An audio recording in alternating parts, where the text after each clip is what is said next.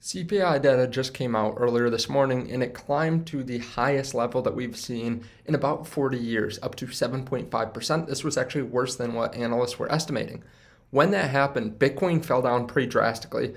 And keep in mind, I'm saying drastically. It fell from 45,000 down to about 43,300.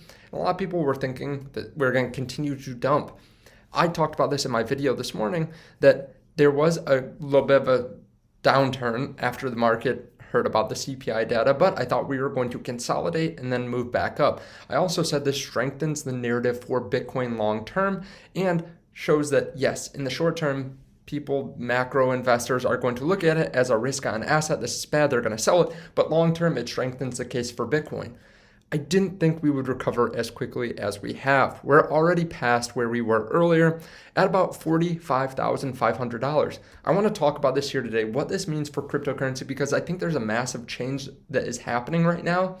And it kind of ties into something that Meet Kevin has done recently with selling a lot of his cryptos and stocks. So I want to talk about this, talk about what I did here today and what I think about the market. If you guys don't mind hitting the like button, subscribe button, I appreciate that. Also, there is a link down there to BlockFi in case you want to try this out. They pay you an interest rate on your cryptocurrencies. They're also paying you up to $250 when you sign up and deposit. Depending on how much you deposit, you can see I actually have a significant amount over here because they do pay up to 9.5% interest on some of their stable coins. So like I said, we had pretty bad numbers coming in today. Typically, when we do have higher inflation than what people are estimating, it hurts risk on assets. We can see that a lot of the stock market opened up down, and then it kind of came back here today. Now, there are a couple different reasons why people are saying this is happening. Tom Nash just put out a short video saying that people are calling Jerome Powell's bluff, that they're not going to raise rates for several more months.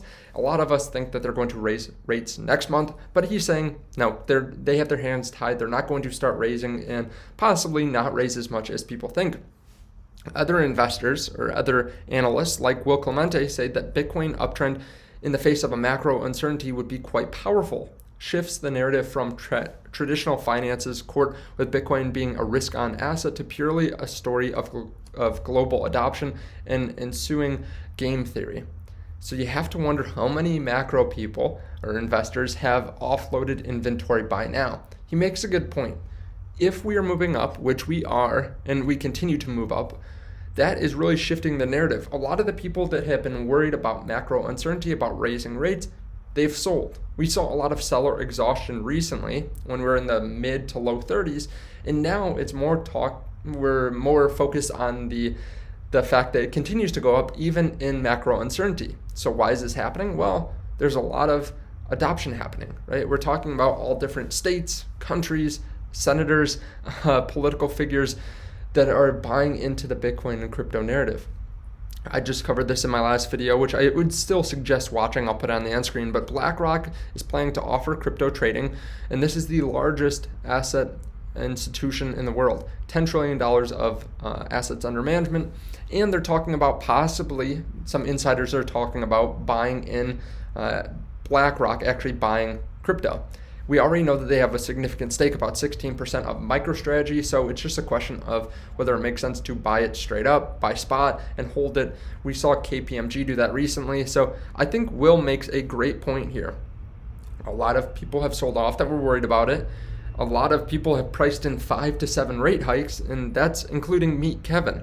He sold his entire crypto portfolio, sold all his stocks, $20 million. He was a person that was always focused on buying the dip, but he sees that he thinks that there is an unequal amount of risk to reward right now. He thinks there's more risk and that he can buy in later, and he's willing to take that bet. So Will's right here. A lot of people have sold off. A lot of big money has sold off. Now it was kind of left to some of the holders, some of the people that were looking long term. And I think there's a good point to be made here. While we continue to see dips in cryptocurrency, these are not lasting, right? This dip was bought up in minutes, but this inflation that we're seeing right now is not going away, right? It continues to go up, but even if it comes back down, we're talking about disinflation, which is the slowing of inflation. We're not talking about actually deflation. Deflation is not coming, in my opinion. Deflation is where we actually go negative inflation, and I don't think that's very likely to happen. That's a very bad thing for the economy. So what they're trying to create is disinflation. So even if we have disinflation, where inflation goes from 7% down to 6, 5, 4, 3, 2, we're not actually going to get back to those old prices that we were at. So the Bitcoin narrative lives on, where yes, the fact is that some people treat it as a risky asset, but if you're worried about the government inflating, this is still the right way to go to get away from that. And it shows that yes, we might come back down, but we've still lost a lot of money from inflation as disinflation kicks in. So Bitcoin dips temporary, but disinflation or inflation is not temporary, I should say. So overall, I think the market's looking pretty good. Honestly, we have a lot of great news that keeps on happening in the crypto market, and we keep on getting more and more fundamentals increasing, better fundamentals, more people adopting, more people buying and holding for the long term. Now, of course, anything can throw us off this course. There can be black swan events. There can be someone large that sells a significant amount of crypto.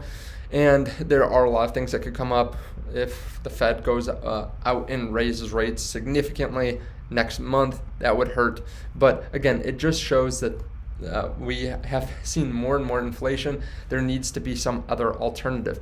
Now, what am I doing in the market here today? Well, over the last 2 days, I haven't really been buying too much. I realize that's a really short time span, but I buy pretty regularly. I was cautious going up until this point because of the fact that we could see some really high inflation and we would see a dip, which we did, but I didn't expect we would recover this quickly. So I was buying back in the weekend, maybe even Monday I was buying, but over the last 2 days I've been waiting. We've seen a lot of strength from Bitcoin right now, up above 45,000, the highest point that we've seen in several weeks. It's bounced back about $13,000, $12,000 or so in the last couple weeks, making great strides, great price increases, and we're really breaking through some of the resistances that we've seen. From here, though, we haven't seen too much move in the altcoin over the last 24 hours. We've actually seen some in the red while Bitcoin's up. So usually Bitcoin leads the way, then a few hours later, if it can stay there, then other cryptos jump up. So I did buy some smaller altcoins here today. I bought some Solana, I bought some Terra, I also bought some Phantom down here. So I think those are 3 great cryptos to buy that if the market continues to move up, I think they will rebound in price pretty quickly because they did have a lot of momentum recently and they are beaten down pretty well. I'm not looking for just the cryptos that are being down the most, but these I've talked about in recent videos and why I like them. And like I said, they just haven't moved much since Bitcoin's moved about $1,000 or $1,500. So I wanted to increase my positions in them, and it was a nice time to buy because honestly, they were higher just a few days ago. So I'm pretty excited about the market right now. I'm not trying to go all in or anything like that. That's why I like BlockFi, because you can put crypto in there, but you can also put in stablecoin. I think it's a great place to hold stablecoin because of the fact that you do get that 8 or 9% interest. So if you're waiting on the sidelines, or you just want to have some extra money in case there is some kind of dip in the future, or you just want a steady income, you can put some money over there. Thank you guys so much. I appreciate it, and I'll see you in the next video. Bye.